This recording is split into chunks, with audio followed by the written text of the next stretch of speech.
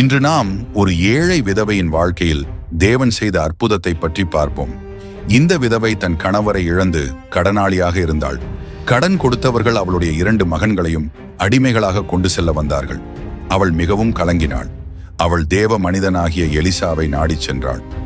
என்னிடம் ஒரு குடம் எண்ணெய் மாத்திரம் உள்ளது என்று அவள் கூறினாள். எலிசா அவளிடம், உன் அண்டை வீடுகளிலிருந்து எல்லா வெற்று பாத்திரங்களையும் சேகரித்து வா.